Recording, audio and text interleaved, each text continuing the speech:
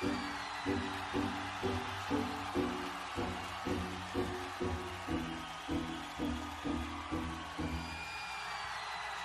you are what you say you are, a superstar, then have no fear. The camera's here and the microphones, and they wanna know. Yes.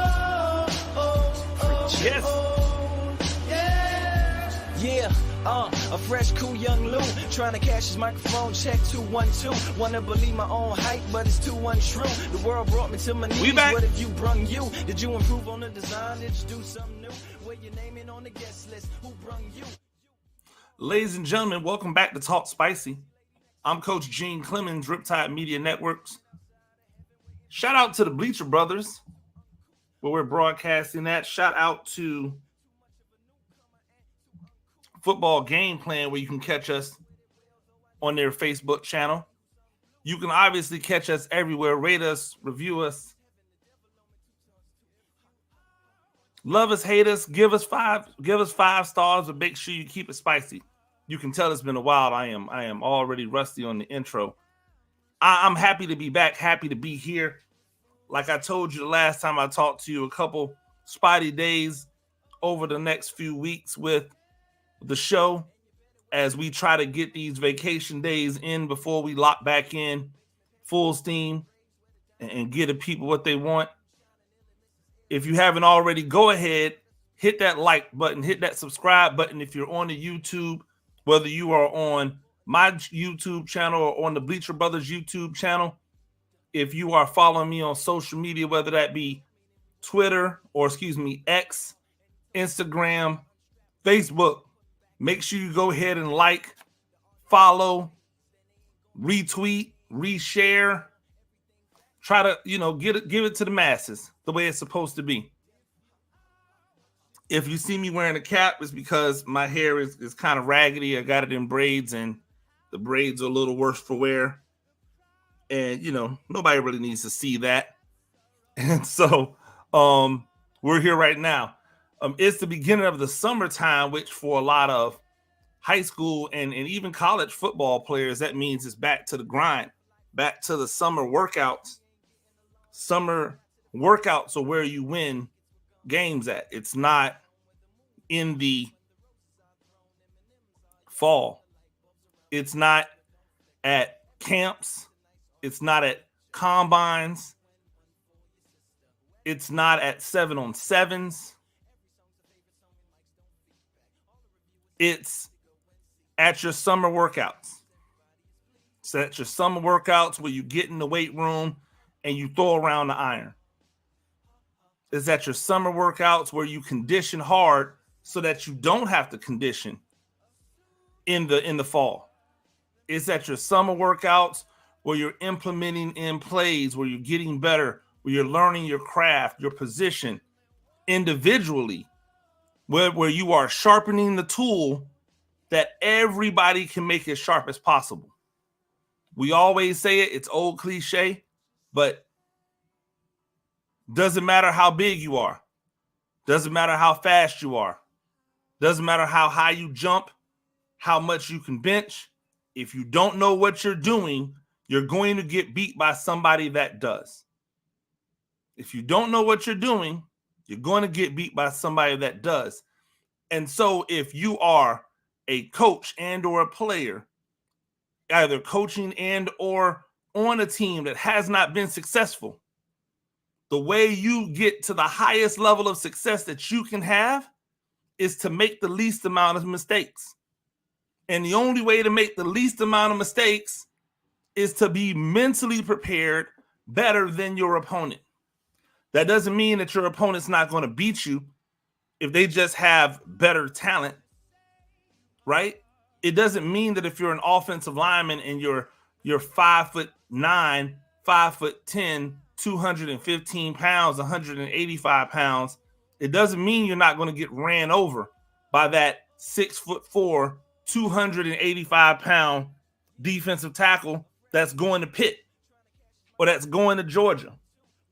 It doesn't mean that if you're a 5'7" cornerback that has moderate speed, but nothing blazing, it doesn't mean that you're not going to get mossed by that 6'4", 185, 190-pound wide receiver that's going to Alabama. That's not what it means. It means on a play-in, play-out basis, that guy's going to have a hard day. On a play-in, play-out basis, because you know what you're doing and you understand it better than what they do because they've been living off of their athleticism, you're going to make it a hard day for them. Because technique, more often than not, wins out. Technique, more often than not, wins out. I remember a few summers ago running around on the 7-on-7 circuit, not the travel 7-on-7, but high schools, you know, right?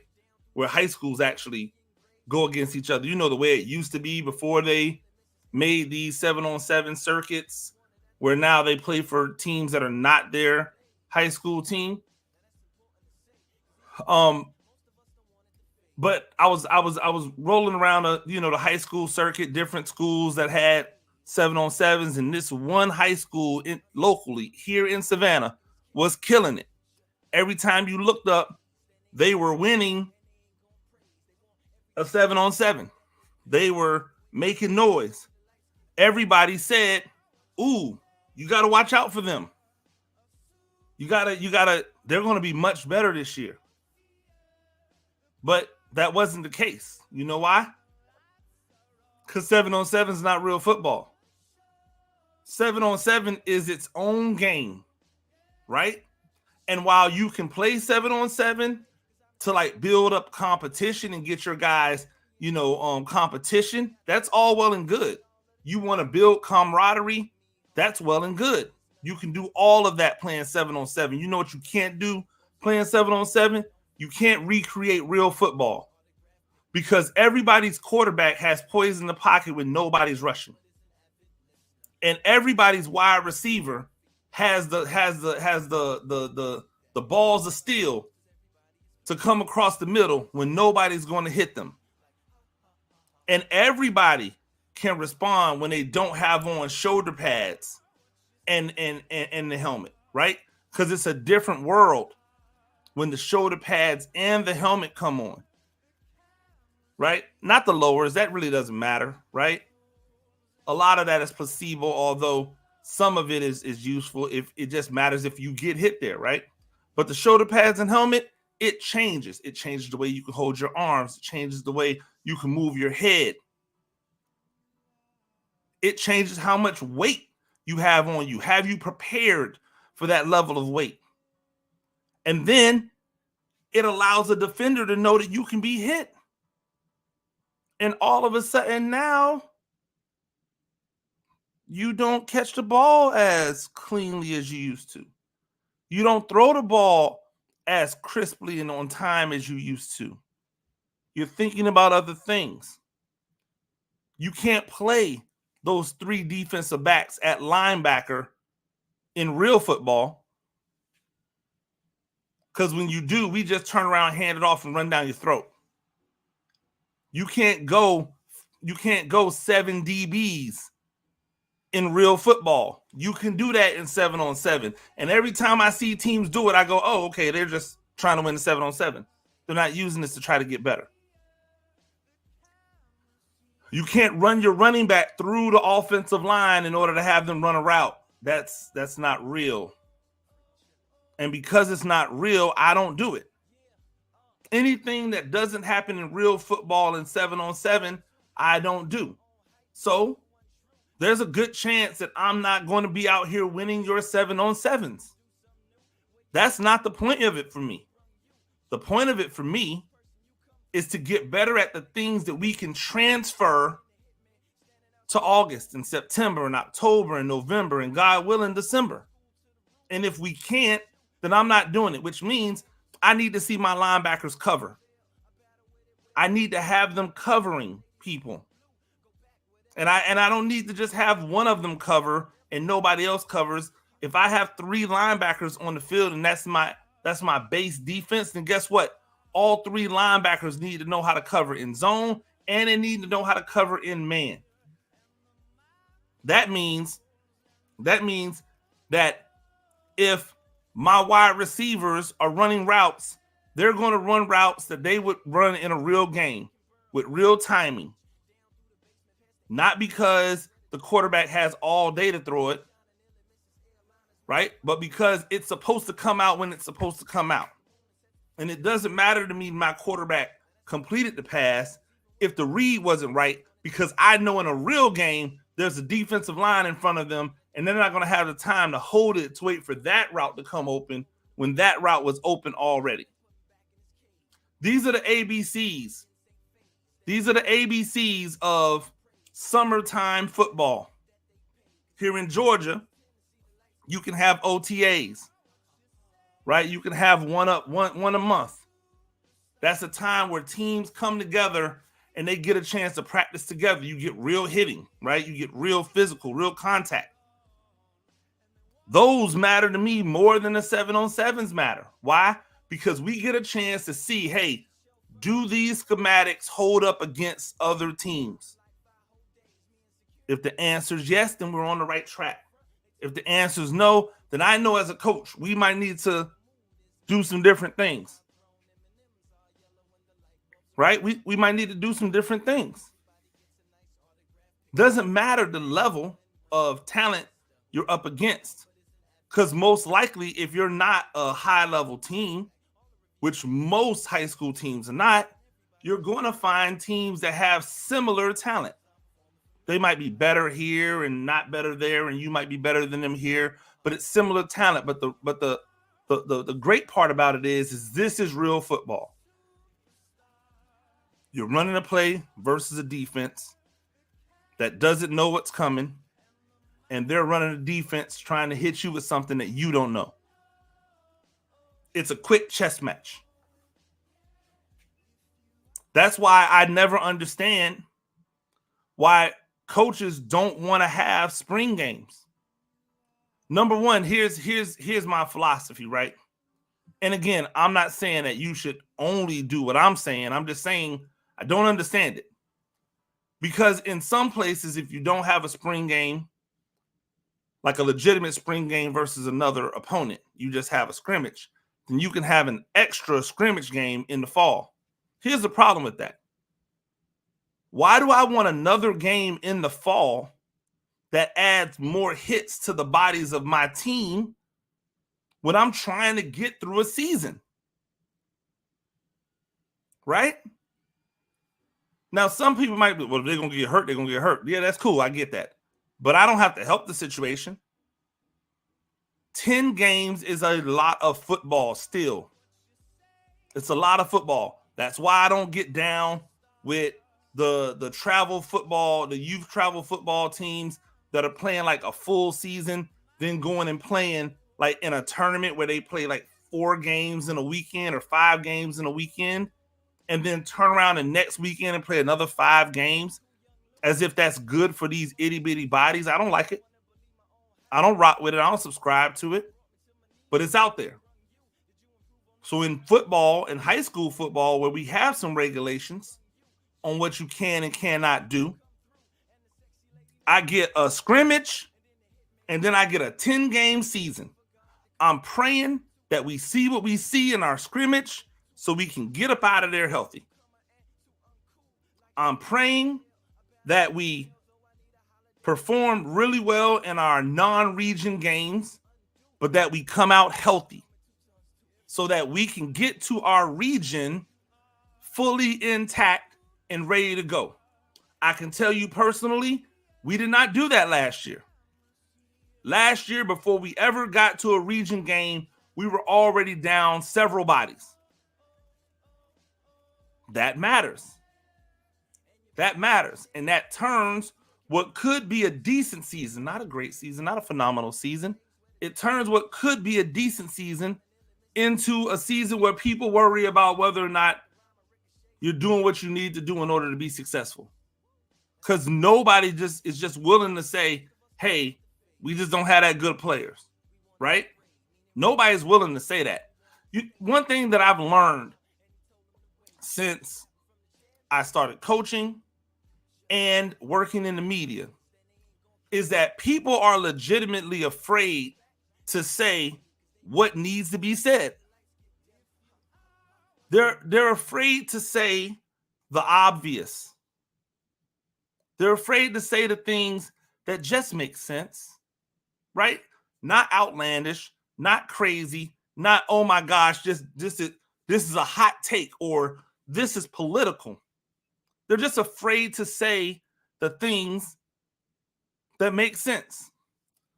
I want to give a disclaimer. If you are somebody who believes that when people talk about race, they're talking about politics, they're making it political. If you're somebody that believes that every time race comes up, it's a tune out for you, like you don't want to hear it, this ain't going to be the episode for you. This isn't going to be the episode for you.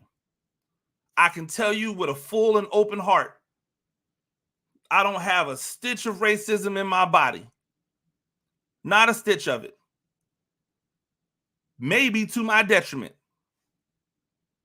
Maybe if I had a little bit and I could say things just to be salacious, I might run the numbers up. Because that's what it feels like people do. But I don't have any racism in my heart. What I say comes out of what I see and what I feel. Right? It comes out of what I see and what I feel, with the idea that things don't have to be this way, or that if they are this way, they're this way for a reason. And I accept that reason. I am the person who is 100% okay with knowing who the racist is, who the sexist is, who the bigot is, right?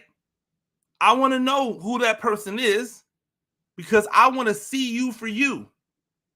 That way I know what's coming. I know what to deal with. What's better than knowing what it is you're dealing with? I say nothing. Nothing's better than just knowing what you're dealing with. And so, again, I preface this by saying, if you are somebody who has an issue whenever there's a real legitimate discussion about race, this is not going to be the show for you. I pray that you come back tomorrow. I pray that you come back tomorrow. I pray that you stick with me. I pray that you can see that my heart is pure. But if you don't, I'll be all right. If you don't, I'll be okay. As sad as it might seem, it won't be the first time. But there's things that I feel like I need to say that have been on my heart. I haven't been on the air to share with you. So now is my time to share it. But we'll also talk about the NBA Finals. We'll also talk about the NBA Finals. We'll also discuss the WNBA. But within all of that, I'm telling you right now, there will be things about race discussed. So if this isn't your bag, if you're like, oh my gosh, he's making it about race again, no shade, no harm. Feel free to click that in button or that, right? Move on. We'll get back to it again. But if you're here and you like to have legitimate discourse about the intersection, because remember what Talk Spicy is about. It's about the intersection of sports and culture. If you like to have that conversation, then you're in the right place today. You're in the right place, and I'm here to have it. On X, somebody mentioned about people crying about private schools. People crying about private schools. I had mentioned, hey, I can agree that people complain. I don't know about people crying about it. I felt like that was a shot, right? And they hit me up and said, hey, I was talking about a particular person. I said, I understand, but it sounded the way it read the way it read, right? Again, I don't have an issue with this gentleman, but here's what the entire conversation was about. It was where the issue is. It was about private schools, right? It was about private schools, people complaining that private schools stealing and or poaching the talent from public schools. Public schools who aren't working with the same resources. And so this person was comparing what was going on in Atlanta, where you see a lot of like public school to public school jumping. The only problem with that comparison is that in Atlanta or in the surrounding various counties that make up Atlanta, there are haves and have-nots in the public school ranks. And not for nothing, there are haves and have-nots in this place in Savannah, in the public schools. I can tell you without any problem, there are public schools that have it, and there are public schools that don't. And the funny part about it is, right, if we're really having a great conversation about what would be best for the students, for the student athletes in the area, in every area, it would be an even distribution of the talent. It would be an even distribution of the talent. And here's why. Because an even distribution of the talent means that more talent would have more time to shine, therefore have more opportunity to market themselves to the next level. An equal distribution of talent would make the competition better, which would then make the games better, which would then bring more of the community and involve the community and have them invest in what? The public schools, instead of believing, oh, well, there's only a couple public schools I can send my kid to. So if my kid is not zoned to go to that school, or if I can't get my kid into that school, then I better take them to a private school, because they're not going to get what they're getting at those other schools. A lot of times this is not actually the truth. A lot of times this is not the truth. 2 years ago, while coaching at a public school, and not one of the elite level public schools in this area, but a good public school with a football team that goes hard, we played all of the private schools, and we gave all the private schools all they wanted, but we didn't win.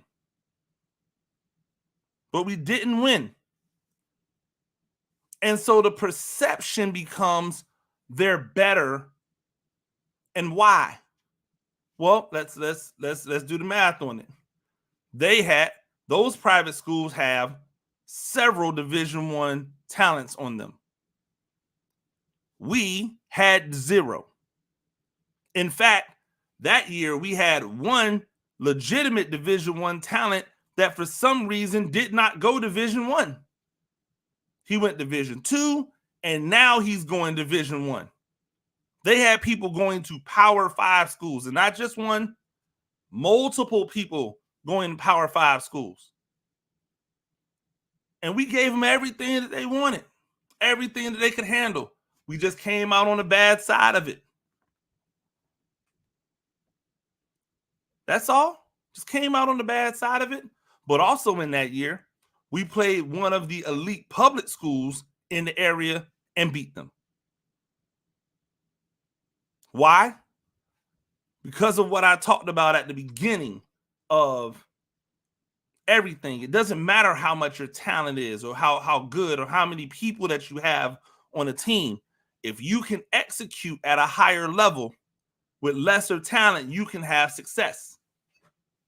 I say all that to say there is a stigma that comes with private schools. And everybody knows what that stigma is. Nobody wants to say it, though, because it makes them look away. The stigma is that white is right. When you look at these private schools, and not just where I am, I mean, in most places, when you look at the private schools are normally predominantly white. Outside of what?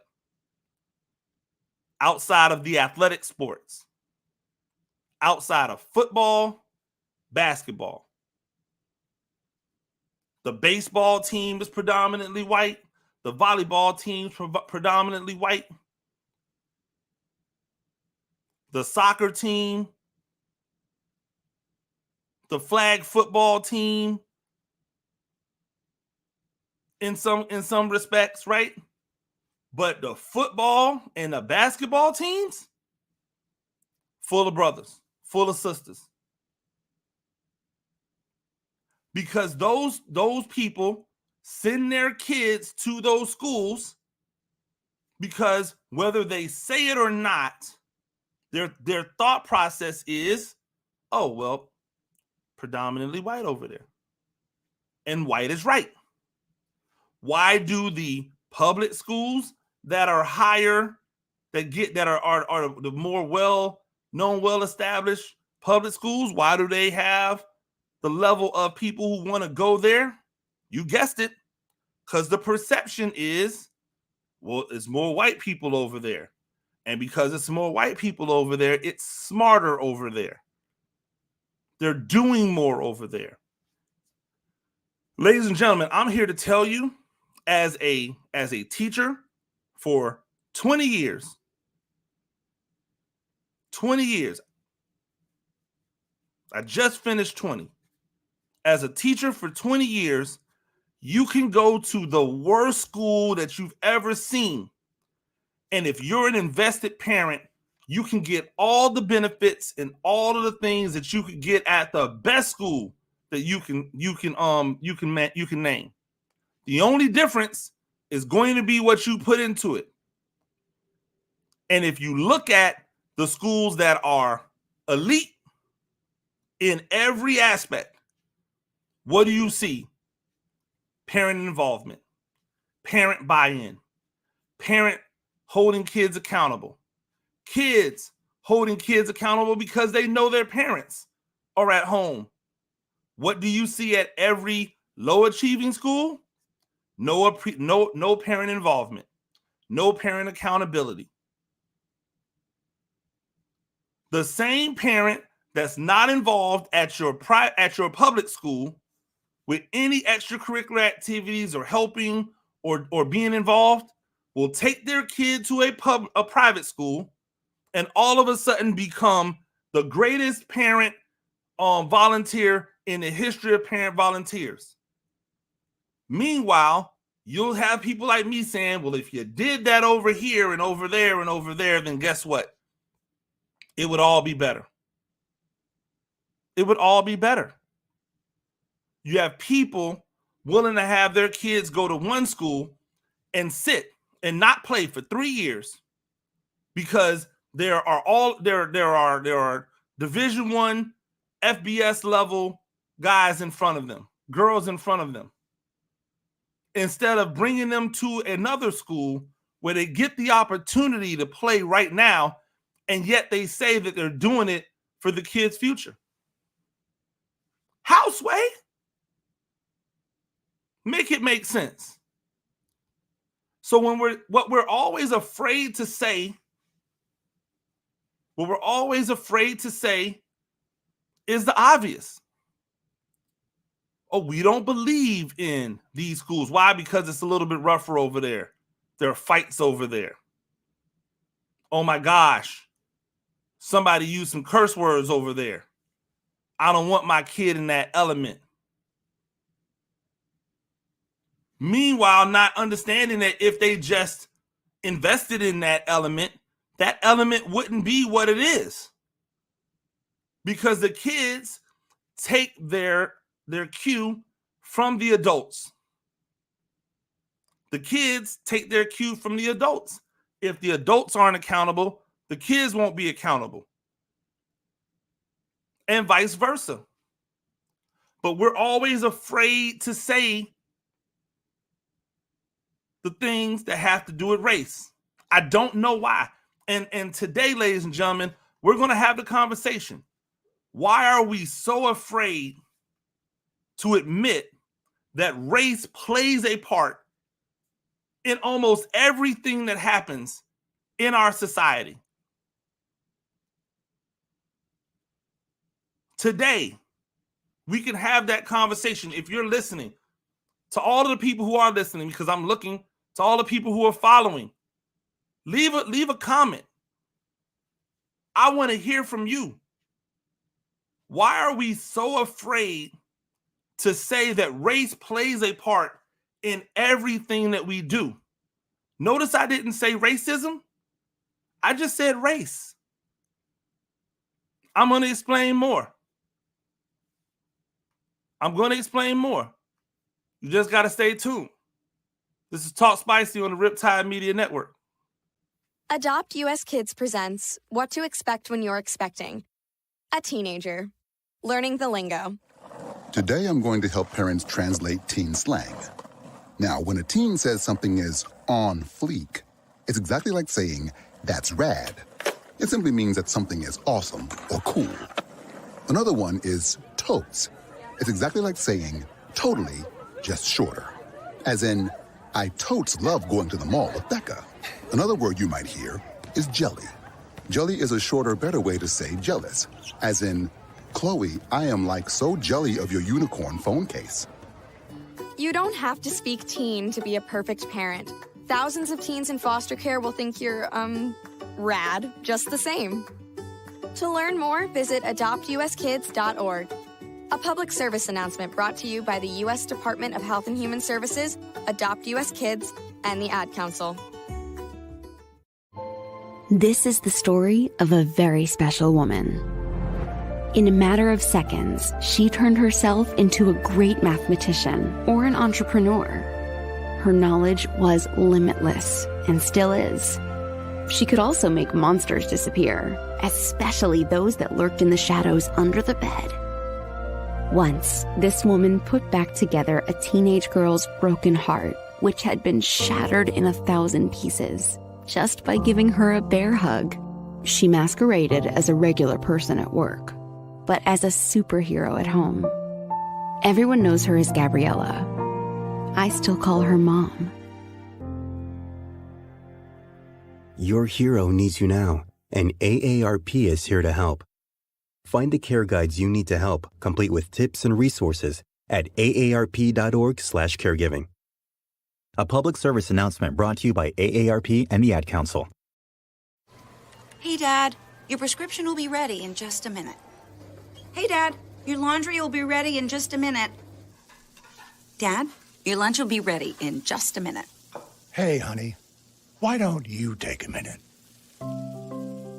When you help care for a loved one, you give them as much time as you can, making sure they're safe and comfortable. But it's just as important that you take some time for yourself. At AARP, we can help with information and useful tips on how you can maintain a healthy life balance, care for your own physical and mental well-being, and manage the challenges of caring for a loved one. Because the better care you take of yourself, the better care you can provide for your loved one. Thanks, Dad. Thank you. You're there for them. We're here for you. Find free care guides to support you and your loved one at aarp.org/caregiving. That's aarp.org/caregiving. A public service announcement brought to you by AARP and the Ad Council.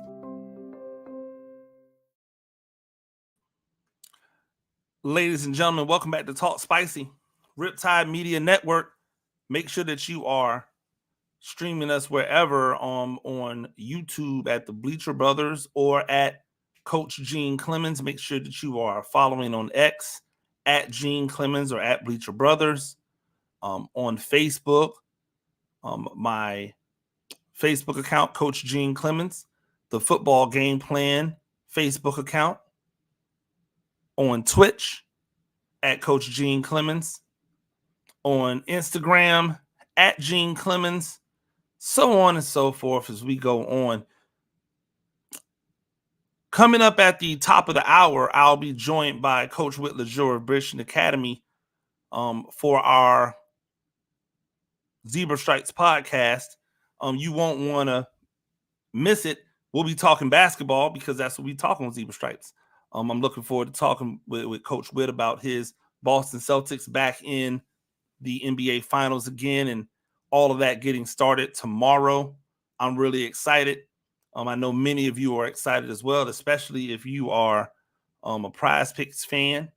If you haven't been paying attention, you need to pay attention because there's money out there to be had. If you are a Prize Picks kind of person, I'm not even, sponsored by Prize Picks. I should, though. Y'all should throw me a couple dollars. I know I got a small following, but Prize Picks, holla at your boy. One of the things that was in the news was that the Negro League stats were added to the regular baseball accounting stats.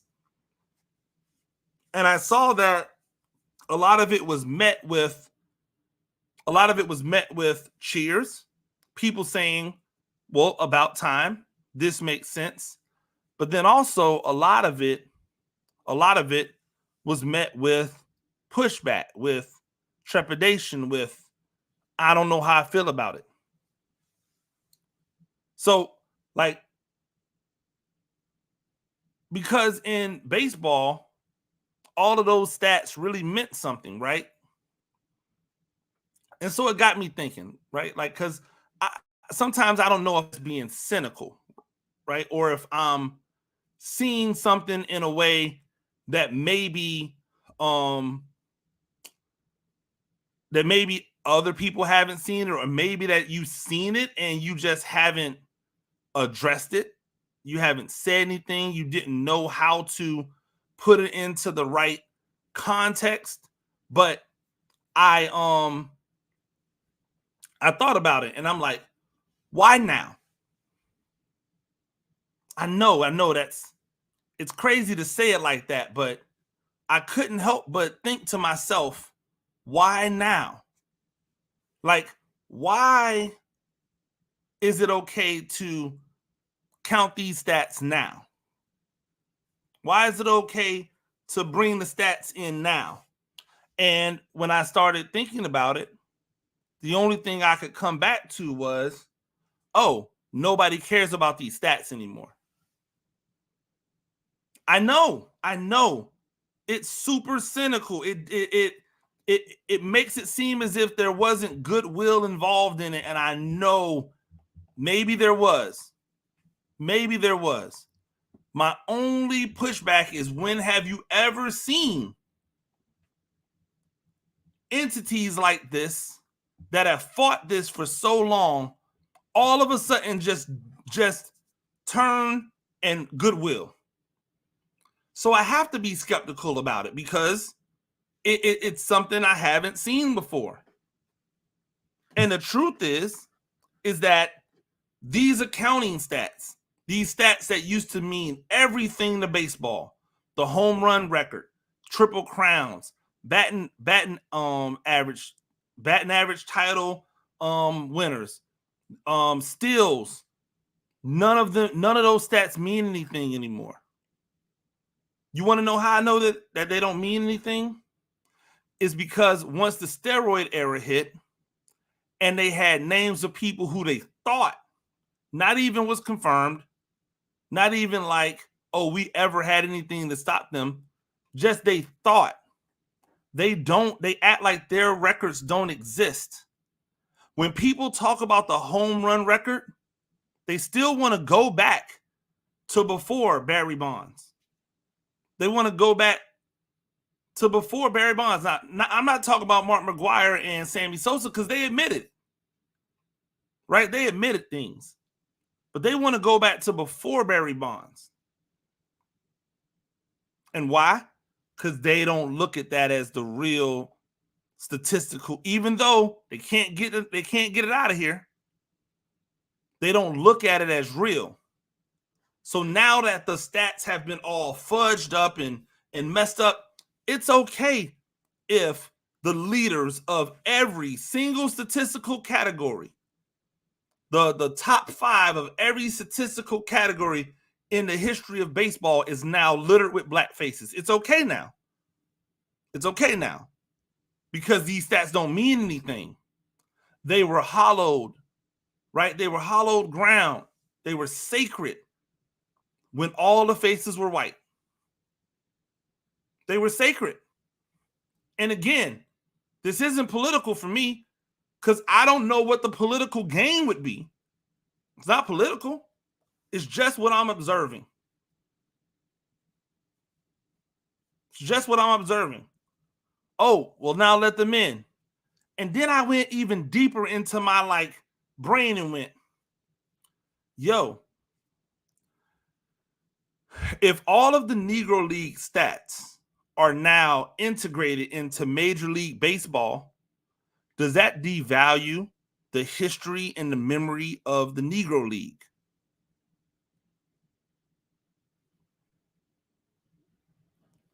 Whenever things get more popular, whenever things are up, whenever things are going well, you want to know what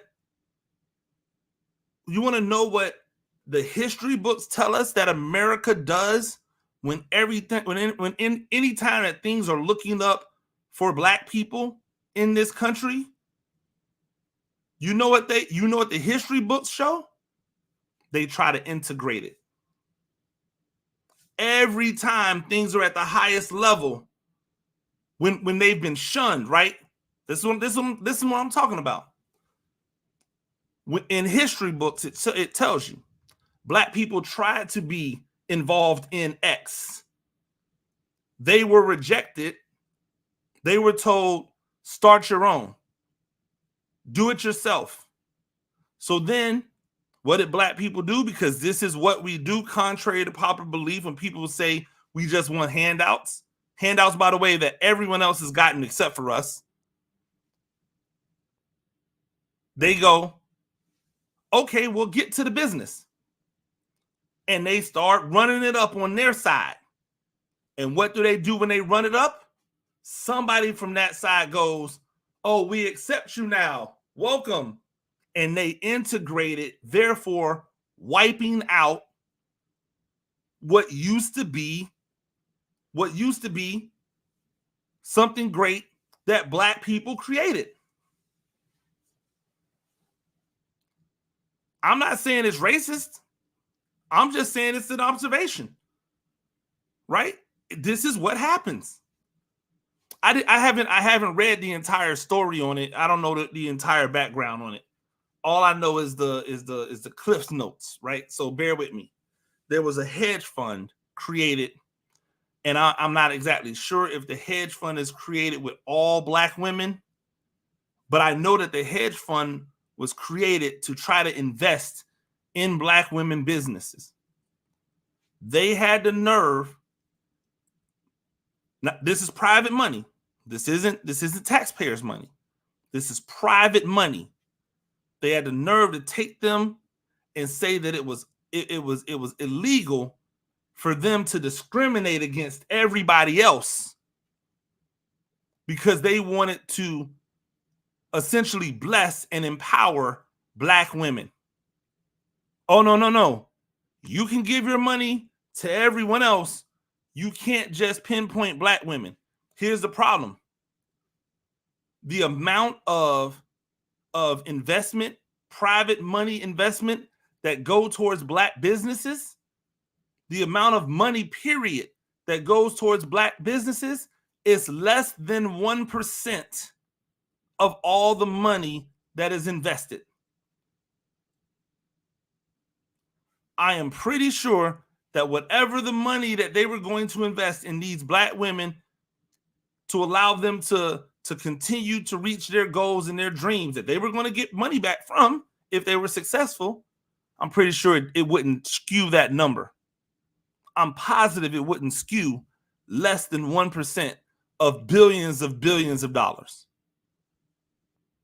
They used legislature that was created to try to give black people the equality that they were seeking in order to keep these people from helping Black people.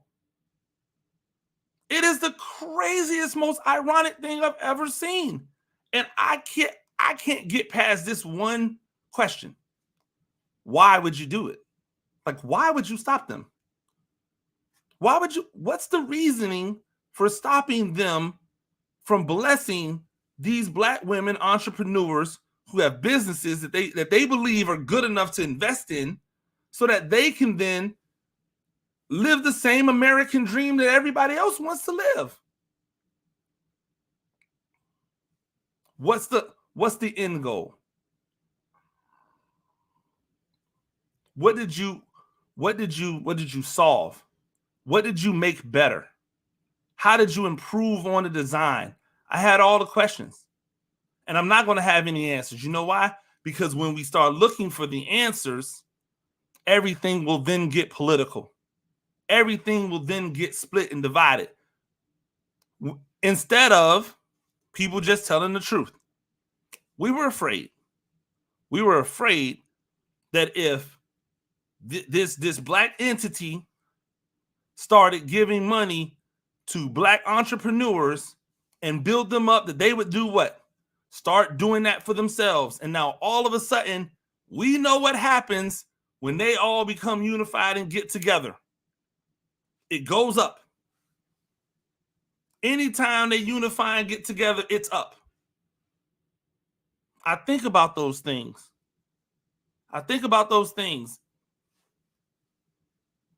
Right? Like, I think about the Caitlin Clark situation. And I call it a situation because nobody wants to just tell the truth. Nobody wants to just say the obvious. I said this, by the way, I said this before on my show many weeks ago. The issues are not anything about physical violence against Caitlin Clark. The issues aren't even in the WNBA at all. You haven't heard Caitlin Clark herself say anything about this stuff. And I'll talk more about it with Coach Whit when we have him on, but you haven't heard her say anything. You want to know what the issue is? The issue is that there are more white people in this country than any other race. That's the issue. And we root for our own. We rock with our own. Y'all really think it's... I have a question. Do white people really think they're the reason why Tiger Woods is so popular? If so, then why is it that everything they did was to market Tiger Woods to people who look like me? They didn't whitewash Tiger Woods. He was already, to a certain extent, that. Went to Stanford, grew up proper, right? Was around a bunch of white people because that's what's in the sport. Married a white woman. Like, he had already done the job for them. Why do you think they kept marketing him in a way that we took pride in him? Because our dollar is the untapped market in golf. They already got the majority's dollar. So now let's juxtapose that with Caitlin Clark. You want to know some of the most popular women in the WNBA? Like, not talented, we're not putting talent in it. The most popular women in the WNBA. Sue Bird, she's retired. She doesn't even play anymore. She's still one of the most popular women in the WNBA. Sue Bird, in my opinion, was never the best point guard in the game. She was always one of in her early years. And then over the last maybe 10 years of her career, she wasn't even that. She was just a good point guard. She's one of the most popular women in WNBA. Breanna Stewart, one of the most popular women in the WNBA. Sabrina Ionescu, one of the most popular women in the WNBA. Diana Taurasi, one of the most popular women in the WNBA. It's not based off of sexuality. In fact, I'll prove it, right? It's not based off sexuality. Sue Bird, nobody knew that Sue Bird didn't like men for years. I'm talking publicly. Nobody knew. When she came out, her popularity skyrocketed. So it's not based off of heterosexuality or not being heterosexual. Breanna Stewart is extremely popular, right? She's not straight. She's not heterosexual. That stuff doesn't matter in the game. So let's X that out. What's the only other reason it could be? What's the only other reason that these women are the most popular women in the WNBA? Or some of the most popular women in the WNBA? Because they're in the minority in the WNBA. And the minority in the WNBA is the majority in our country. So now, where's the untapped dollars at? The untapped dollars are coming from the majority that says, I want to see Sabrina Ionescu, who's a Kobe descendant. I want to see Breanna Stewart, who is like Candace Parker. I want to see a legend like Diana Taurasi, who's a 3-point, specialist. I want to see a leader like Sue Bird, who's been doing it for so long. And I want to see the girl who dared to take down the predominantly Black dominant teams in college. I want to see her try to do the same thing in the pros. Never forget that Caitlin Clark had a freshman season and a sophomore season and half of a junior year where nobody in the overall public paid her attention. No casuals paid her attention. I've known about Caitlin Clark since she came out in the recruiting class, and guess what? She wasn't Paige Beckers. She wasn't Angel Reese. She wasn't Cardosa. Those girls were all ahead of her for a reason, because they were better or perceived to be better coming out of high school. What changed? Nothing changed.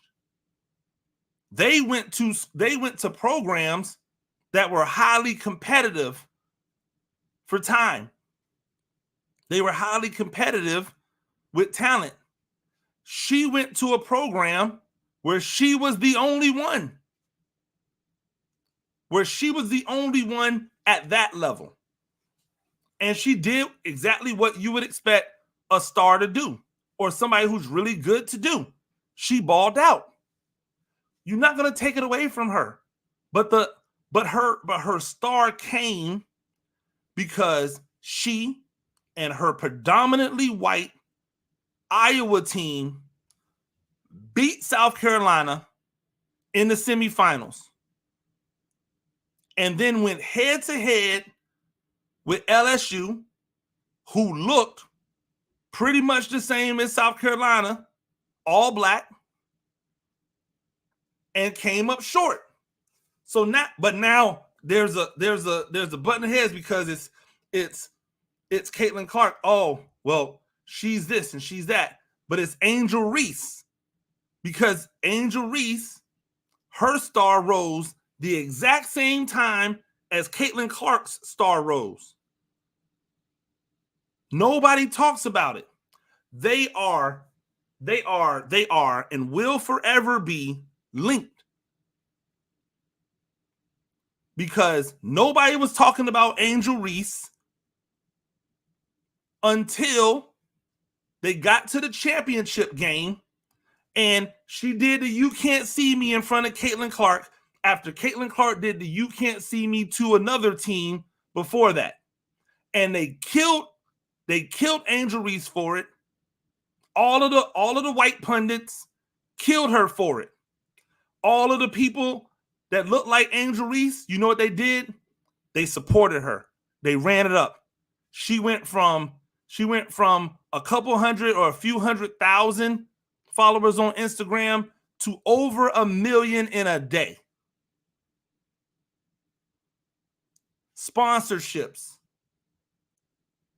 all the deals, talk shows, podcasts, national attention. It was Angel Reese, Angel Reese, Angel Reese, Angel Reese. And every time throughout her senior year, even though she balled out, anytime there was anything that went wrong or didn't, or nobody could explain, they immediately thought something negative. And at that exact same time, Caitlin Clark was doing things that were negative, body language, right? How she was acting on the court, but she was still balling out. Nobody mentioned a word about it. No one mentioned a word about the attitude. They let her fly. Why? Because she was lighting it up. She was being looked at by the casuals of the majority now, as opposed to just the people who all love basketball. So yes, she's a star, right? But being a star don't mean that you automatically go into the next league and ball out. Yo, here's something that you may not have known about the WNBA. It has always been, since its inception, a more physical league than the NBA at that exact same time. Ta-da! We're going to talk more about that, and we're going to talk more basketball and things to come. I'll be joined by Whit Lesure when we come back. This is Talk Spicy on the Riptide Media Network.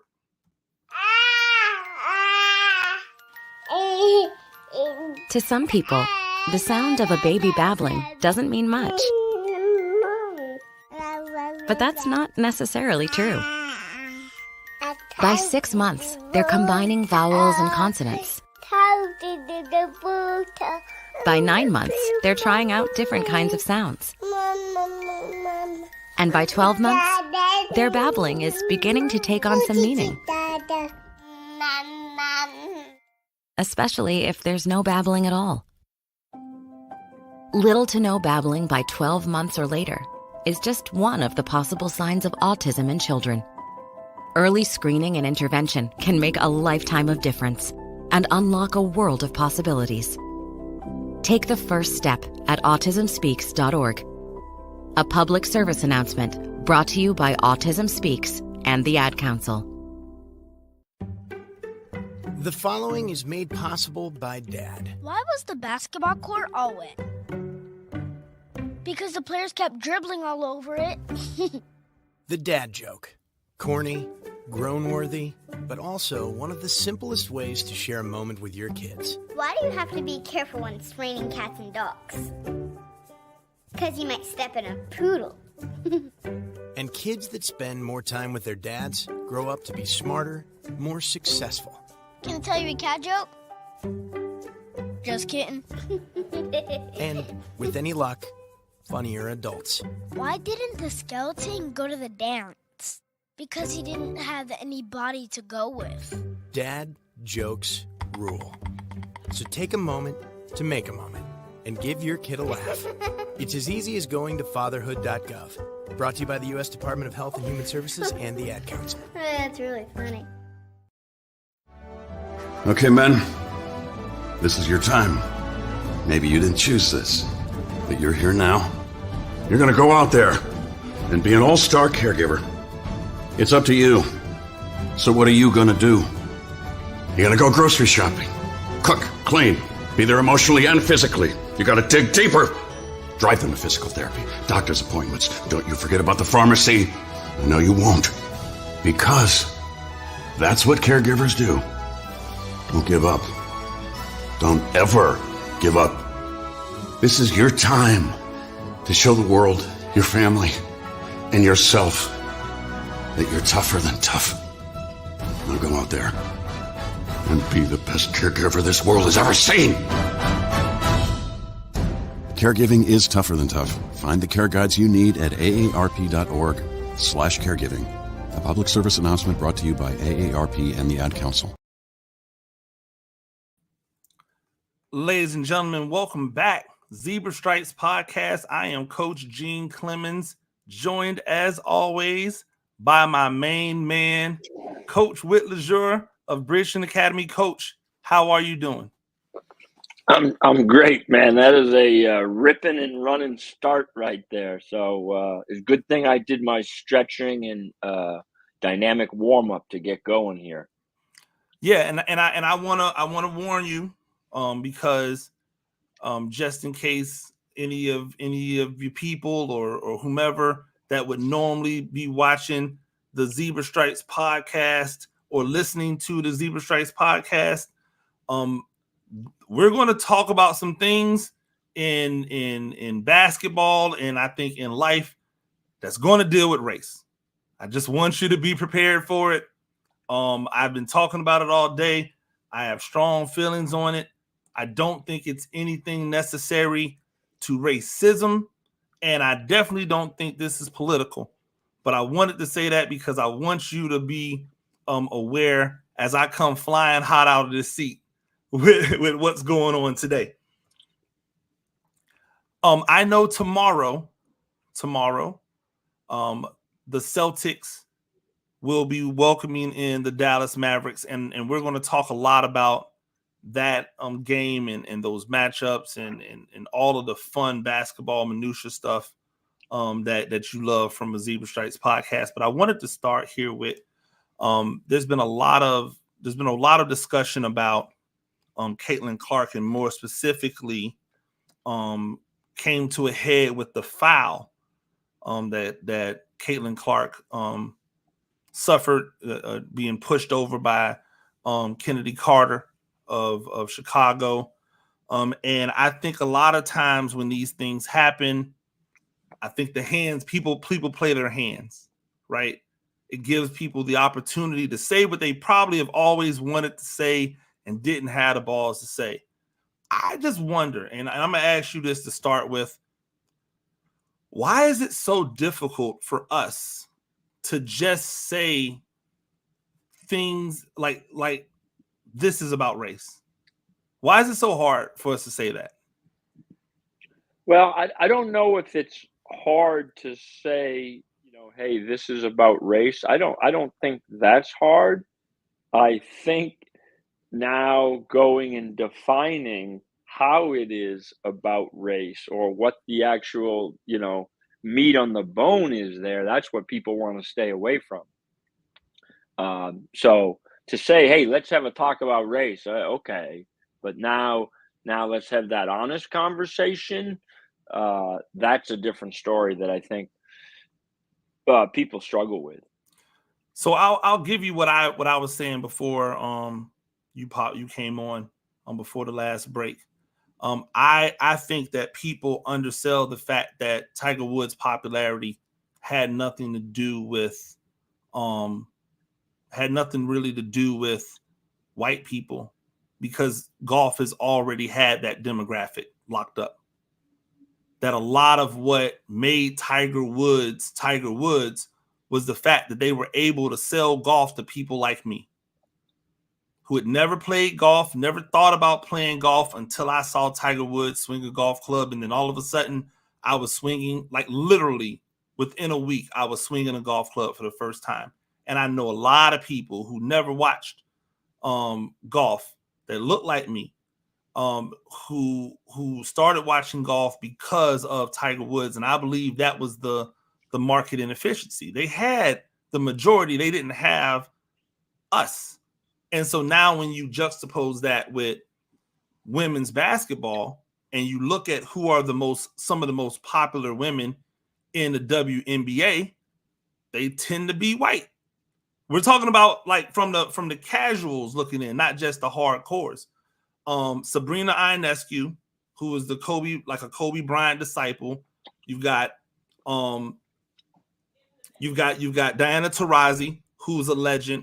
You've got your Sue Birds, who was a legend, and she doesn't even play anymore, and yet she's still one of the most popular faces in the WNBA.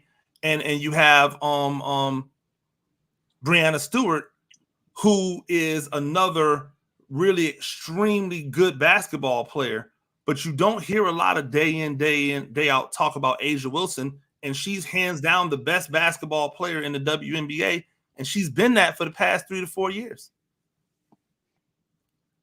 Well, I'll say this. That's a little bit of a transition there, but with a common denominator, obviously. Tiger Woods, I think you're right about that. I almost, but I'm not sure, like, percent of like popularity, like, because one thing, sport culture, recognizes talent, supreme talent. So he was gonna be big because he was supremely talented, supremely. And then he was chasing with that talent, arguably the best in Nicholas, but whatever. Okay. So that was gonna, he was dominating, and that gets recognized in sport. And then, oh, by the way, I think the other piece, I mean, that you're right about, I mean, color, I think he did impact the game in that way, but I also think that like sports likes unique. That's the other thing. So in this case, the uniqueness happened to be the color of his skin. In Victor Wembanyama's case, the uniqueness is, wait a second, who is this, absurdly. Okay, you're not buying that? No, I'm not buying that. I was with you until you brought Wembanyama in. Well, I'm just saying, maybe he's the wrong example. I'm just saying uniquely, people that bring something slightly different to the table. That's what I was trying to say. Maybe Wembanyama doesn't, but okay. And so my thing is right along the same lines, and I think you articulated it perfectly. Caitlin Clark, two years ago, nobody knew who Caitlin Clark was outside of people who follow basketball, like women's basketball.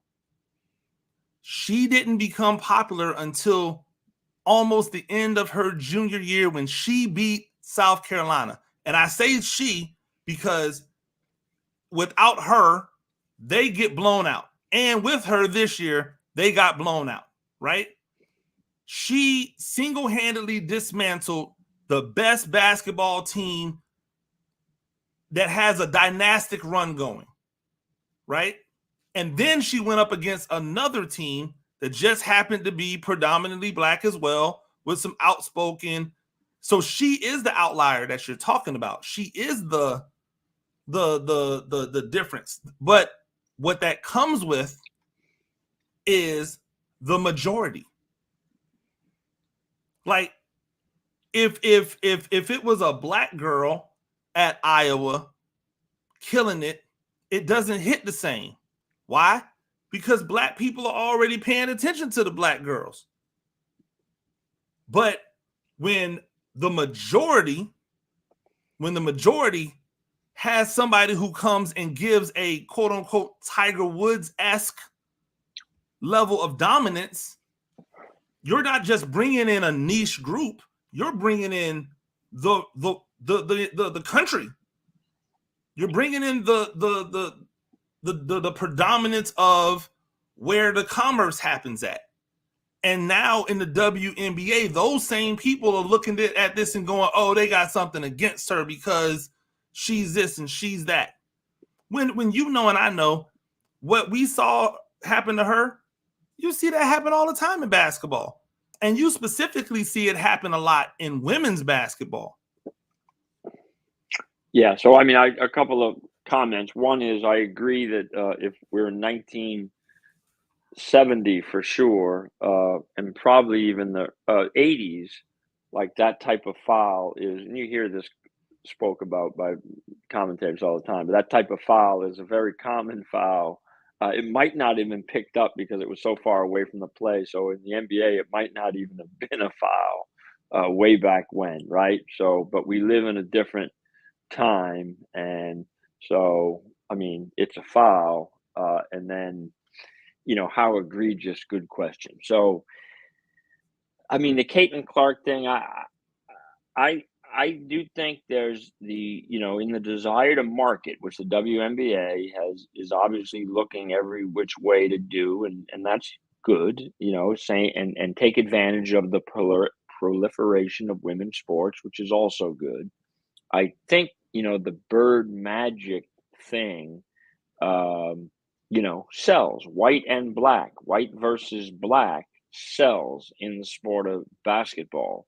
And my sense is, without any evidence, that the women's game is still in the, germination stage. It's behind where the NBA is at.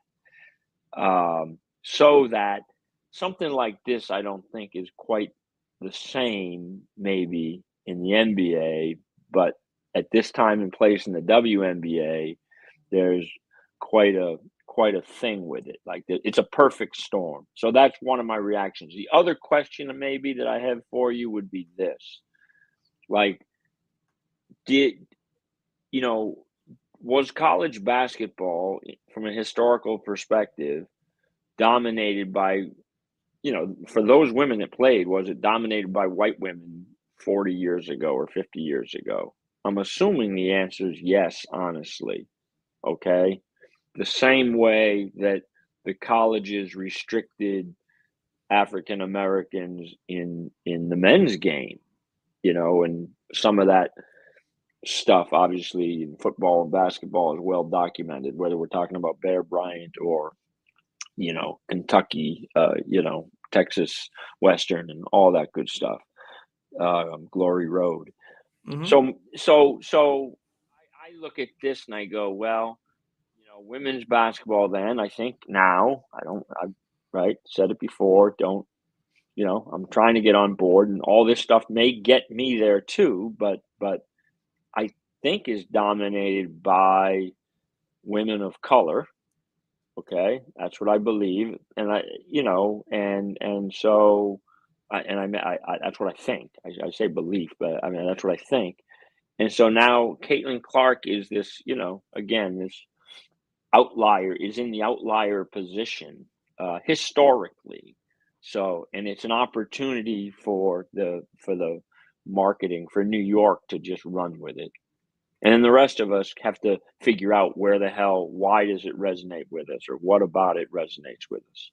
But we know what resonates with us. There's a white girl out here trying to be the dominant force in a sport that is dominated by black women. It's that simple. And my problem is I don't keep it pushing. Like if we just admit to the easy, what is it called? Occam's razor, right? Occam's razor. Whatever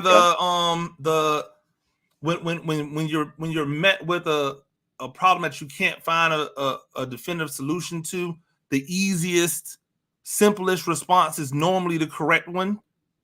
Right. Right? Like, yeah. It's really just that simple. Like, why was she so popular in college?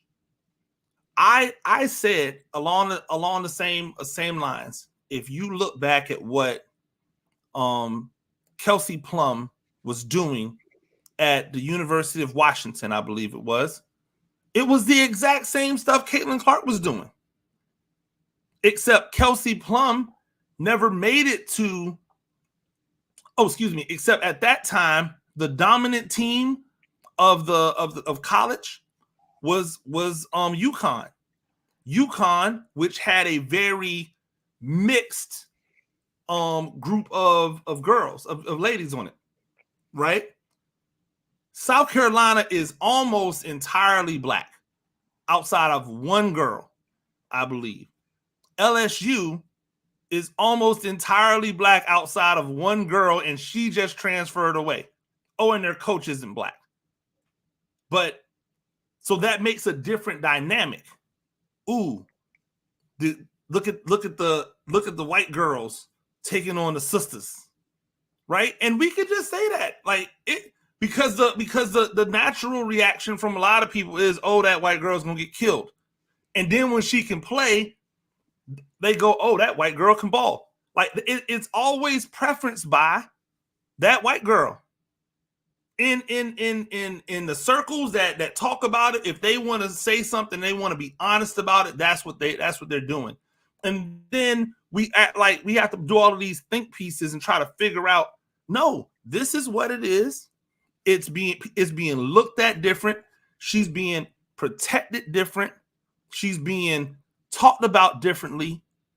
And if we just say the honest truth, oh, listen, it's because we're fascinated by the white girl amongst all the black women, then all of that, then everybody else can just shut up and go, okay, well, I don't like it, but that's the truth, right? I don't like it, but that's the truth. But because we want to be like, no, this is just about her talent. Yo, she's mid.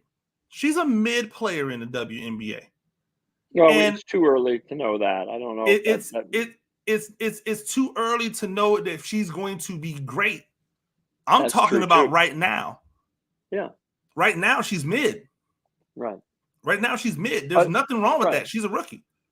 Right. Right. But men's game and all that, there's plenty of, people are, come in as anointed, and that just has to play itself out. And then you have to separate the performance piece from the, from the marketing piece, And those people don't get coddled. Those people don't get coddled. How so? What do you mean? When the anointed one, and I can't even remember the last anointed one that they've had, but let's say Wembanyama, he didn't get coddled. No. He came in, he balled out. He made it known, oh, I'm going to be special in this league. Even though we were like, oh, he's not there yet, but we could see it. Oh, he's going to be special in this league. Right? Like, he didn't get coddled, right? But I mean, on the court, I think we're talking about, right? Yeah. I mean, I don't think she doesn't look like she's getting coddled to me on the court from the right. No, I'm saying he wasn't getting coddled off the court. You think that people were excusing when he didn't play well, or like making excuses for why he wasn't? No, they just said, hey, this is the NBA, bro. He's gonna have to get stronger. Right. This is the NBA. He's gonna have to figure it out. Yeah, and somewhere he's figuring it out. Right. And somewhere in here too is the, and this also sells, but the whole, I mean, you got gender and race. So we got two, we got, race being the bigger factor in the conversation for sure, but gender as part of it, and what we expect or what our standard is, how we may so we may still say things and approach, and I'm talking about whether it's a media or a casual fan or whatever, coaching, we may still approach men and women differently. I mean, I'm sure we do. So absolutely. I think there's a factor in there too, but again, race being the big one. The other thing I kind of, as you were talking, I mean, this is the outside world, and the media a big part of it. I mean, if Caitlin's on a playground with playing, it's like she doesn't care about any of this. But now one of the realities remains the same. Like, there's a good chance the black girls on the playground are challenging her and calling her, the same things, and there's a good chance that she's talking her own smack back or doing whatever within her own personality, because that's what talented, competitive people do. They, for lack of a better terms, they get after it. So then it gets cleansed as we put it out as a product, as an entertainment product. It gets cleansed to a degree, or filtered, and then we pick it apart and kind of figure out how to make sense of it all. But The saddest part about this for me is that Caitlin Clark didn't ask for any of this. Right. This isn't Caitlin Clark saying, "Oh, I was wrong." Correct. Oh, Correct. I was done. These are people who just parachuted in yesterday. And that's my issue. And if you look, that's the issue of a lot of the women who have been covering the WNBA forever. They're going, you clearly don't know about the league, because the level of physicality that y'all are complaining about, this has been the level. I said before you came on in the last segment, the WNBA since its inception has been the more physical league than the NBA. The NBA has tried to legislate all of that out. The WNBA has not.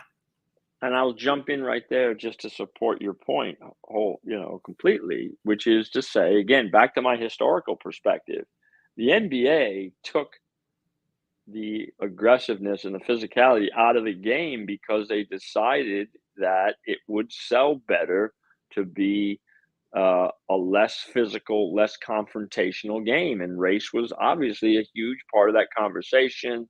And then you had things like the malice at the palace and everything else. So, I mean, the WNBA, because it hasn't been in front of the same level of eyeballs at this point, has been able to be more pure basketball, if you will, which is a physical game. So, I mean, I think you're 100% right. And the issue would be, the fun thing would, down the line, it may, they'll start selling space and skill and speed, and they'll probably, just like the NBA, legislate out some of the aggressiveness. Hey, how about this? I mean, this is an obvious one, but let's take Caitlin Clark, make her black, and make the and make the person committing the hard fouls white.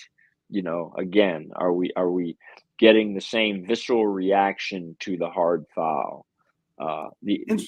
Interesting you said that, because I don't have an apples to apples, but I do have something extremely close. This is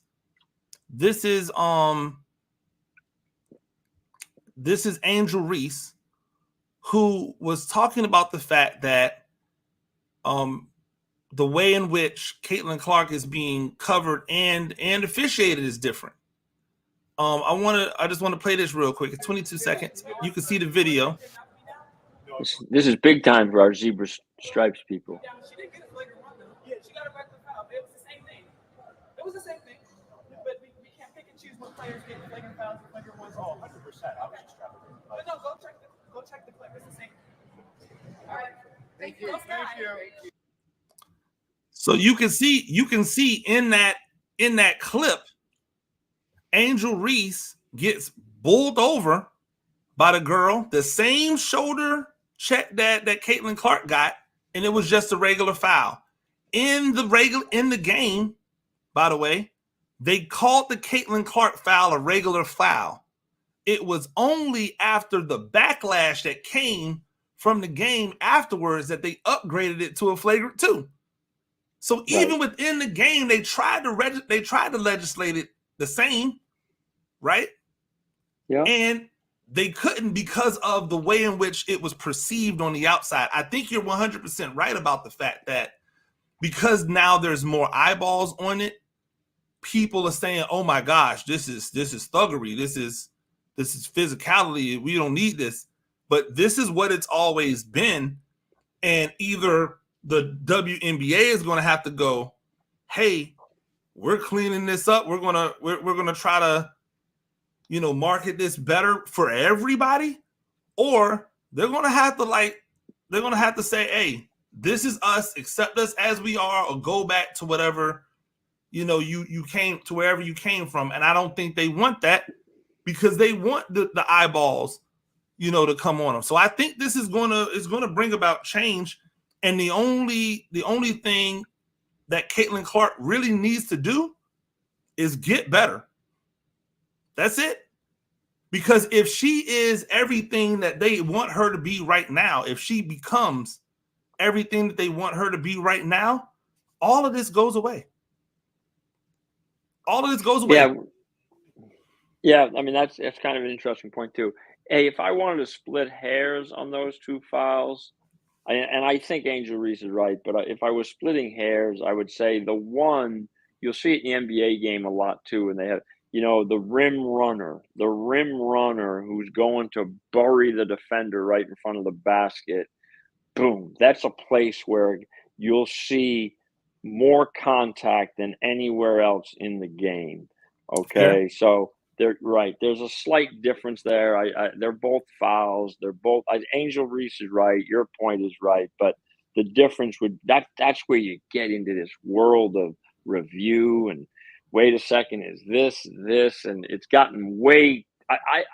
We've gone far enough. My perspective is you got to go the whole way, like more reviews, more coaches' abilities to challenge, just unique, no last minute, like get the calls right. You're already down that rabbit hole this far. But, the nuances are where, because Caitlin Clark is, outside of the play and this, that, and the other thing. It's just someone, taking a nice little bump at somebody else. But, that's yeah, and it's to hear you say, hey, when Caitlin Clark gets good, the conversation goes away. See, so and in a funny way, you might be right, and so this is just a a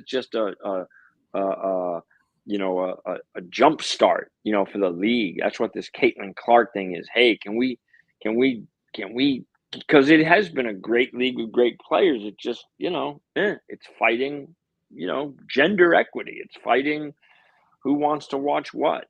So now here's another. It's fighting lazy media. It's Yeah, fighting but lazy media.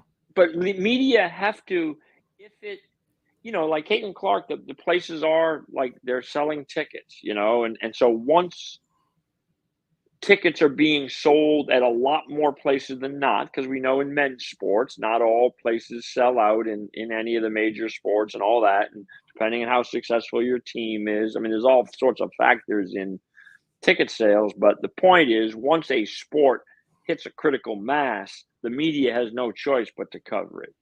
So right now there's a choice. Whit, I want to debate you. Okay. Well, baseball is essentially dying as a national sport. Right. And yet it's still covered with the same ferocity it's always been covered with. Yeah, I disagree. In my mind, I don't think the same as much as I've ever known it. Okay. I don't think it is, but I just use Boston as an example. Like, it's not, I mean, they've got a real decision to make, because the Boston media, I mean, they obviously have their beat guys and this and that, but the mainstream media, it doesn't get anywhere near the attention. Talk shows don't give it hardly any attention. That's a real change. I mean, I wrote an article about it recently. Like, normally this would be, and no one gives a shit. So, but Whit, they're not good. Right. So and the Celtics are in the championship. Right. So I think that might be a right. Yeah. Now they used to be back in the day, to your pastime stuff. I mean, back in the day, the Red Sox were never any good either, obviously, for 100 some odd years, and they still were viewed as New England's team. Were they not good, or did they just not win championships? And I'm asking that. No, they weren't very good. They weren't very good. Okay. Yeah. So then there is that. So then there maybe is. My point is that there are still entities that are trying to feed you baseball, right? There are entities that are trying to feed you hockey, and hockey's never even been an American sport. Like, it's not even our sport. I say all the time, the HD TV is the best boon to hockey it's ever been. Now that you can see the puck and it's not all a fuzz. Absolutely. And that little light they put on the puck too. I love that thing. Yeah. No. I love awesome. hockey. I like going to an arena and watching a hockey game. I used to go and watch the Worcester Ice Cats. I've been to the Maniacs. They may not be the Maniacs anymore, but right. Up there. But again, you keep getting it pushed at you, and you don't see the media having the same appetite to push the women's game at you, because when they do, and you have no other choice but to watch it because that's what's on, all of a sudden people are watching it. All they did was change the women's games this year to a to actual mainstream television, and all of a sudden it got a ton of views. Like, all they did was just give it a prime time slot, and it was able to do numbers. I think that says a lot. Well, I do too. And look at bottom line, you're way more versed in the media than I am. So we're having a conversation about media, and that's outside. I have thoughts, but that's about it. I would say this. I mean, I'm back to the culture thing and less race, but our culture is still, if you put Jan Stevenson, famous golfer, like if you put golfers in a short skirt, tennis players, same thing. I think that's the sexist part of the whole thing. Like we're still figuring out as a culture whether we're going to take women as seriously as we take men, and then how do we, and then women have played that both ways, right? For a while, feminists obviously were railing against, anything. We'll use this Sports Illustrated swimsuit thing, but you could talk about just the whole, women not in locker rooms and, as reporters or whatever it is. So I think we're still, we're making huge strides, and you give a great example about how just putting the games on and at reasonable times makes all the difference in the world. I think we're still trying to figure out, how we want to do this. And then meanwhile, the media is right there in the middle, kind of doing this dance, maybe ready to go whichever way they feel like the general public is going to go, whatever is going to sell.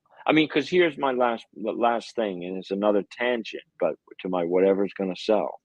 I've said it before. I just can't believe the freaking what is the UFC, right? Is it UFC? What's the Ultimate Fighting? Yeah, UFC. The UFC. I can't believe that is not. I can't believe it's marketed and put out there, and there's not the outrageousness. But meanwhile, we're having a conversation here for 40 minutes about a bump between two athletes like it's some crime, and there are people literally trying to kill each other in other sports that are being pay-per-viewed and sold out. And meanwhile, we're legislating all the freaking aggression out of football and basketball, two of our most popular sports going. There's just contradictions galore, and I do believe, like, hockey's not done it a little bit, but they're not doing it. And look at back to your beginning, race is part of it, man. Race is a big part of that, and a bunch of white people. Not only, I don't know the UFC thing, so I'm talking out of my ass, but seems to me, my anecdotal stuff is a bunch of white people are watching, some UFC people just, knock each other's heads off, and they got no problem with it. But again, you put it into sports, and now you get into the thuggery and just old school stereotype stuff. That's what I think. It's really strange. I think the funniest part about it for me is that I've been saying that this is that Angel Reese and Caitlin Clark is Magic Bird the entire time, and I can't believe that the media won't just treat it like Magic Bird. Like, people keep saying, "Oh, you gotta protect her. She's the reason you have this. She's the reason you have that." Larry Bird wasn't protected. They were trying to take Larry Bird's head off, and Larry Bird was like, "Bro, you bring it. I'm right here. I'm gonna give you everything you want. You get too close, I'm gonna punch on you." Like that's the thing that gets us, emotionally invested. Not this coddling and making excuses for, and that's not the way. And the fact that the media has history to show that this is the way that you can build up and grow a league as a media entity in the way you cover it. Yet they've decided that they want to go with all of these women are against this one this one woman is really just silly to me. I'll transition because I want us to talk about Celtics Mavs. It's the more I think about it, the more I'm excited about this NBA Finals, right? The more I think about it, the more I'm excited. The more I'm convinced that the Mavericks are going to win in 5. By the way, I know last time we talked, I said Magic in 5. I mean Mavericks in 5. Well, you said that if Porzingis doesn't play. Yeah, and now I don't think it matters. Like the more I think about it, I don't think it matters. And I think, you know what? I mean, again, you've had a week or longer, right, to get ready for it. So to some degree, you know, you've had too much time to think it, you know. But I think you're everybody. The longer we've sat and waited for this, everybody has given the Mavs more credit and a chance as the days and hours have gone by. So you're on board, including myself, by the way. Although I did say, okay, without Porzingis, it's 7 Celtics, and I might even be leaning they don't win. I will tell you this. Depending on how Porzingis plays in game 1 and what he looks like, if he re-injures himself, all of that stuff, I obviously would like to jump back on this pod, you know, long before the series is over. But I'll you know, I think game 1 will tell. Well, let's put it this way: the first 2 games are gonna tell a lot. So I'll stick with the Celtics. I just think I think. You know, I think everybody is, you know, Luka Magic, man. I mean, Luka's the real deal, and Kyrie is, you know, you know, his best self. You know, he was quoted in Boston recently as saying that some of the things that happened in his time in Boston, he's not proud of. He wasn't his best self, including coming back. And I mean, he just. those two guys present a problem, but yeah, I don't, you know, Mavs in 5. I'd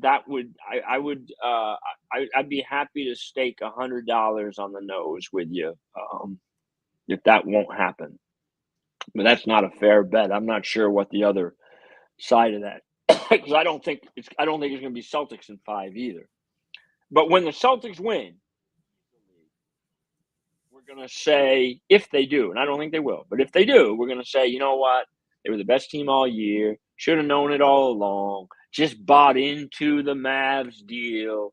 Mavs took a great step. Maybe next year's their turn when the Celtics face the struggle that, say, Denver did this year.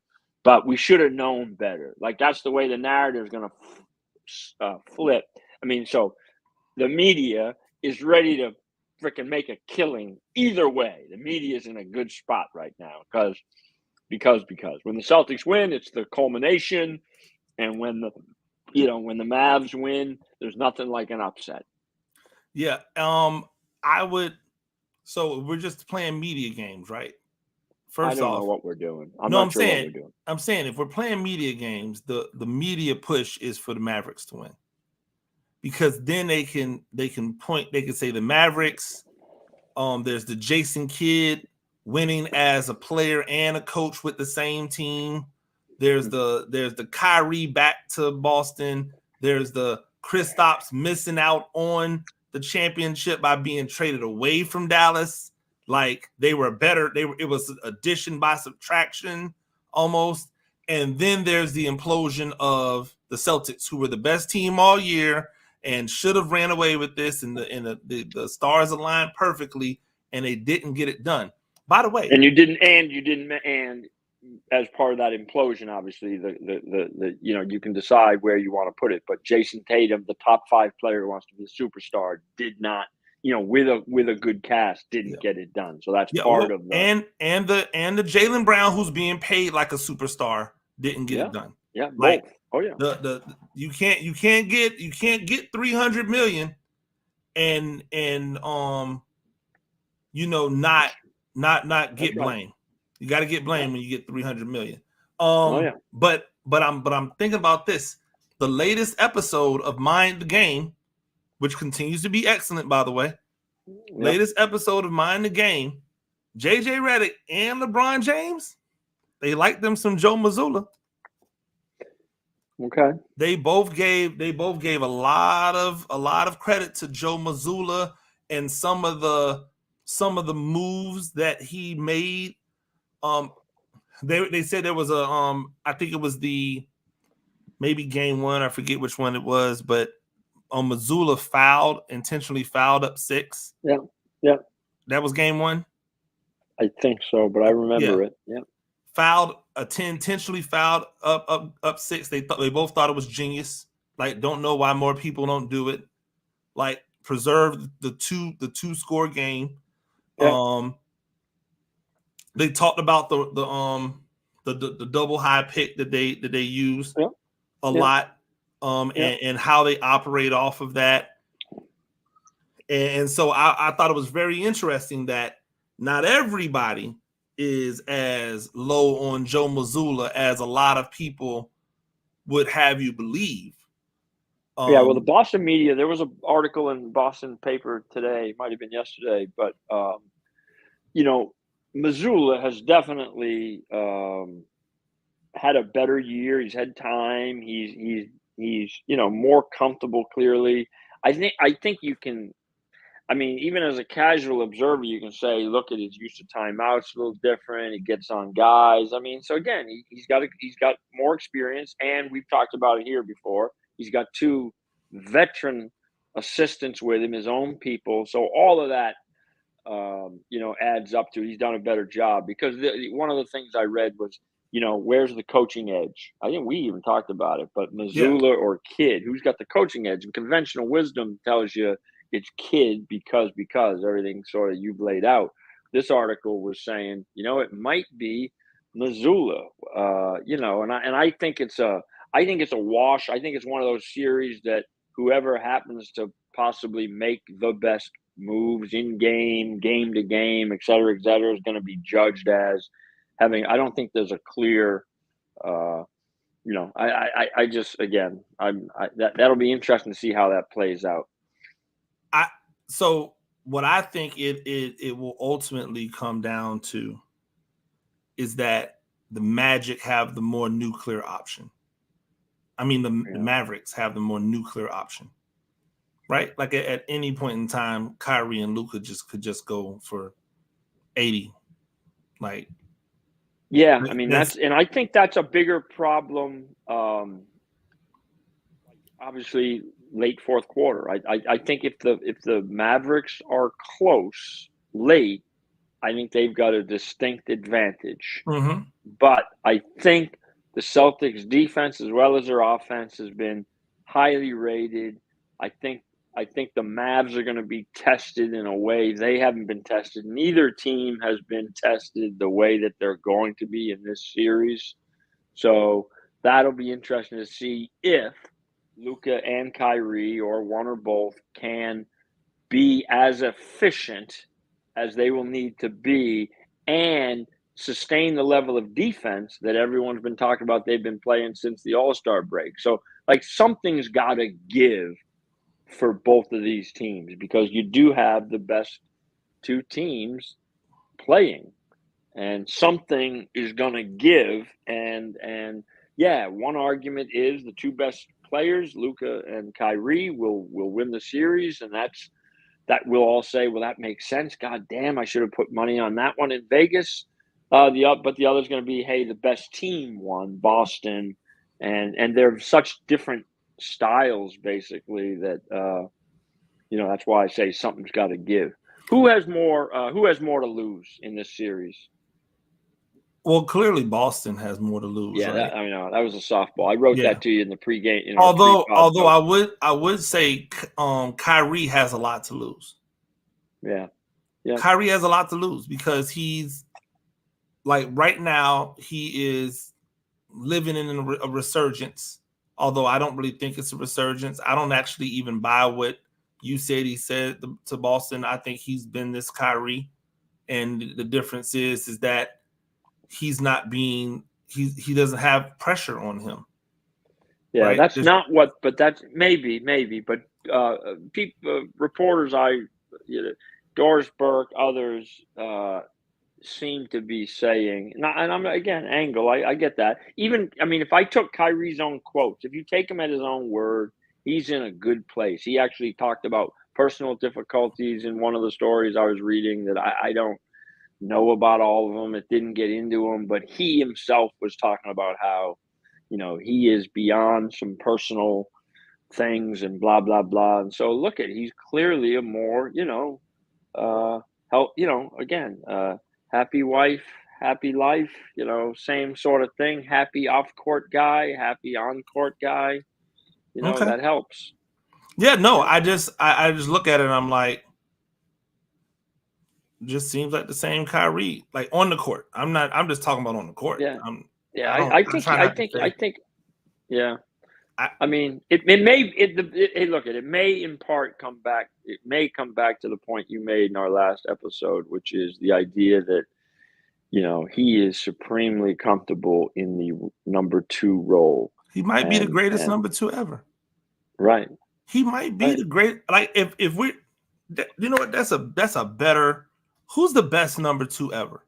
If it's not Kyrie, who is it?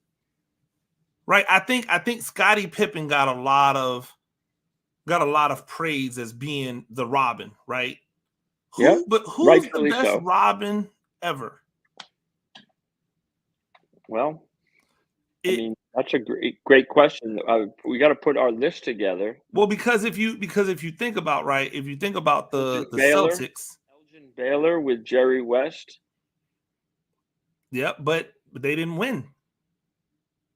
I mean, they did win one, I believe, or together, but maybe I'm wrong. Maybe they didn't.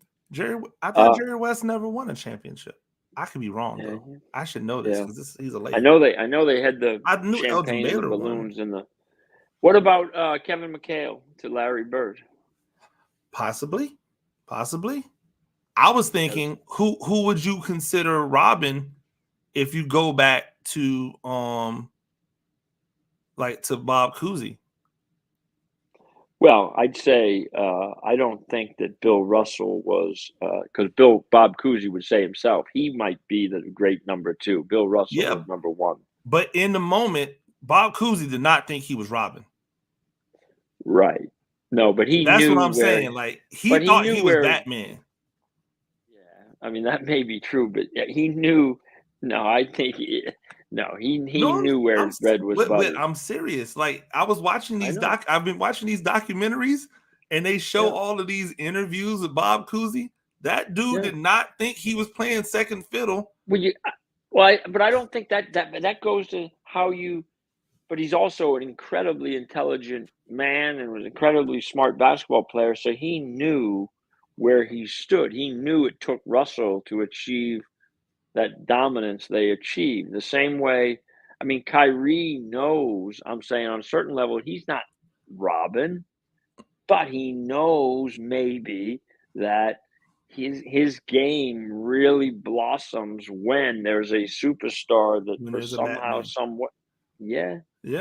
So then, like because it becomes, there was at one point in time where he was Batman, right? And Cousy, I mean, because now I'm thinking about how to Russell. How to. So he took a lesser role to become Robin, but was he as good of a Robin as Kyrie? So then I go, okay, Kobe at one point in time was Robin. Yep. The first three-peat, he's Robin. Yep. Does that mean he is Robin? That he's the best number 2 of all time? Or do we acknowledge him as a Batman because in the second iteration, the 24 version of him, he was Batman? Well, the media version again was that he was, uncomfortable because of all the probably how hard he worked and this and that. He didn't want to play under Shaq's shadow, ego, and maybe lack of, determination, et cetera, et cetera. So I think To that's a his own, great example. to his legacy's own detriment, though. If we're being honest, like if Yeah, we're really being yeah, honest, if he yeah, doesn't take the stance that he takes, and yeah. Shaq and Kobe are able to go through a 13-year run, they win probably 8 or 9 championships. Totally agree. I mean, I mean, that's the conversation we might be having about Durant someday. Yeah. Yeah. Like Durant's gonna have to, like, did hubris get in the way of more championships? And is Right. hubris going to get in the way of the Boston Celtics? Like, Yeah, no, it's a fair question. I don't think it is, like, because they seem, and I'll give Missoula credit for it. And I get you. Look at I'm a big team guy, obviously, so I just think it is their time. So I think that, and so I don't think that. I think there's nothing but a desire to go and win 4 games, be the first team in this series to win 4 games. I think they are hell bent on doing that, and they're going to try to get the Mavericks to get to that. They're going to try to break them. They're going to try to get to them and just say, nope, you had a good run, but you ain't doing it. The same way as if the Celtics had run up against, Denver or something like that. The Denver, would have had that psychological advantage maybe if they could have used it. So that's what I think the Celtics. I don't see this hubris getting in the way of the Celtics. I really don't. do you think that because I I was trying to figure out who has the defensive advantage, and I almost give clearly the Celtics. Clearly, see, like big here's time. why But I originally thought Celtics. It's Celtics for sure, but systematically, I mean the Mavs and some of the things I've read and all that. Systematically, they are playing good, and so the Celtics are going to have to play beyond their ISO ball, which again is another reason why I'm so hell bent on Porzingis playing. If the Mavs play their system defense the way they're playing it, and the Celtics resort to some of their worst offensive tendencies, then look at Boston's in trouble. But if you said on paper who's the better defensive team, it's not even freaking close. Here's my one pushback. Who's better equipped to defend ISO ball? Well, I mean, honestly, I think the Celtics are. I mean, Yeah, I do. Yeah, I do. I mean, I think the bottom line is ISO ball is a recipe for losing, and I don't even think like the thing with the Mavs is, see, the Mavs ISO ball is different than the Celtics. The Celtics, it's stand around, one player dominate the ball with the usage, and then take a tough shot. Okay, and that can be the Celtics a lot. The Mavs are incredibly efficient because those two guys either get theirs at an incredibly efficient rate, okay, or they're making a play, whether that's the lob to the rim or outside for the other guy. So the Mavs, I don't even view that as ISO ball. I view the Mavs as supreme ability to create an offensive advantage with one player. So he's a bull. Luka's a bull in a china closet who creates an advantage, makes a play for himself or someone else. Kyrie is a wizard, okay, able to score the ball around the rim like Steph, magically finishing or, taking big shots. That's different than when the Celtics do their thing and end up settling for difficult shots. Yeah, but when the Celtics are clicking, it's that one guy creating pass, shot. Yeah, they don't do that quite as much. They'll do some of what you're talking about there. They'll do it. I'm not saying they don't, because they do, but they don't do as much as the Mavs. So yeah, I just think that's when they're at their best. They do that in. I think they're at their best when it's more traditional basketball, when the ball is moving And that's where Yeah. when Porzingis is, or off the screen and roll or horn set you were talking about with the two high guys. Yep. I mean, they play a little more traditional basketball is my point. And then they get to the boom, boom, boom, pass, pass, pass thing. Or the transition game. The Celtics transition game, I think, is better. Yeah. You know, I think what makes what again, the more I look at it, just points me to Dallas. And I hope I'm wrong because I want to see a good series. But like they had to go through the Clippers. 2 to 3 man isolation type of basketball. They had to go through the Thunder, 2 to 3 man isolation basketball.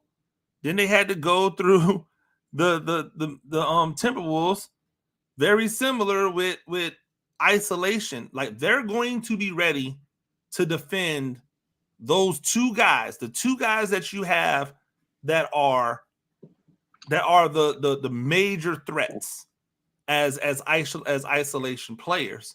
Like they're going to be uniquely ready for that. Whereas we'll see if Tatum and or I mean, I guess, do you put Tatum on Luka? Do you put Jaylen Brown? No, Jaylen Brown. You got to put Brown on Luka, right? Yeah. Because you can't risk Tatum on Luka. Correct. Well, and it's not as good a matchup. He's not as good a defensive player. Well, yeah, no, but I'm just saying, like, because he's long, because he's so long and athletic. He'll just get right by and use his strength. Blah blah blah. Hey, here's what I got. I'm you know, I've been a little wishy-washy on some of my predictions. So I'm saying with or without Porzingis, it's Boston in 6. Okay, with or without him. So cut the better team is going to win. And we're all this has just been a big media hype up on good for Dallas, all due respect, but not their time. If Boston wins in 5, which I can also see happening, or maybe even 4, sweeps them. Boston wants to make a statement, win in 4. So I say if Boston wins in 4 or 5, you send me a bottle of fine tequila. If the Mavs win in 5, I will send you a bottle of whatever it is that you're, I know you're a big Tanqueray guy in this, these hot months, but yeah, but I've been on the tequila, so we'll go there. 5. I think that's a fair bet. Let's go Michael Jordan status. Let's go a bottle of Cincoro. Okay. A bottle of Cincoro tequila on the line. With a 5 game or less. Yep. If it's in 5, either way, if it's in 5, bottle of Cincoro heading your way. Love it. I like it. Ladies and gentlemen, you are witness. So there's no shake needed. You're the witness. It is a bottle of Michael Jordan's own Cincoro tequila on the line if the Mavericks or the Celtics win in 5. That is Coach Whit. Anything that you got to say to the people before we get out of here? No, I think that close says it all. Absolutely. He doubled down on the Celtics. And now I'm nervous because he hasn't sounded this confident in a long time. I'm a little nervous now, but I'm still sticking with Dallas. Ladies and gentlemen, that's Coach Whit Lesure. Follow him at Whit Lesure on X. Follow me at Gene Clemens everywhere. We appreciate it. Until next time, we'll see you guys after game 2. Peace.